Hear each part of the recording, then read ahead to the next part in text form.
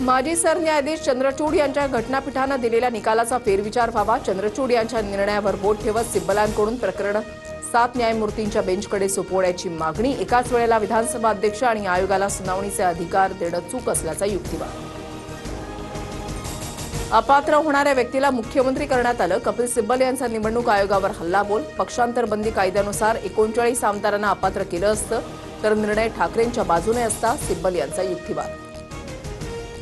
सध्याचा निवडणूक आयोग भाजपचा एजंट, भ्रष्टाचार करून एका गटाला मान्यता दिली आणि पक्षचिन्ह दिलं। संजय राऊतांचा केंद्रीय निवडणूक आयोगावर हल्लाबोल।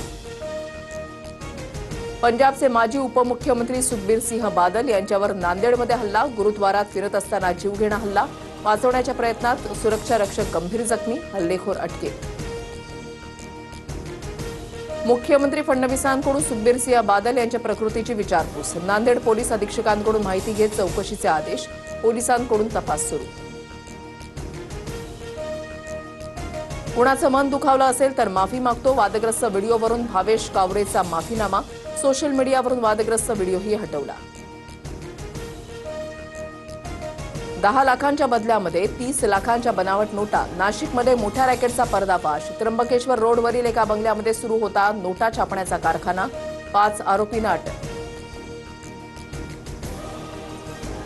चेंबूरमधील नामांकित पार्ले फ्रुटी कंपनीच्या गोदामावर एफडीएचा छापा। गोदामात मुदत संपलेल्या फ्रुटीचा साठा असल्याची माहिती। वाशी नाकाच्या गडकरी खदानजवळील प्रयागनगर परिसरात कारवाई। मालेगावातील मशिदीमध्ये पोलीस आणि एटीएस पथकाची तपासणी। मशिदीसह परिसरातील काही घरांचीही झाडाझडती।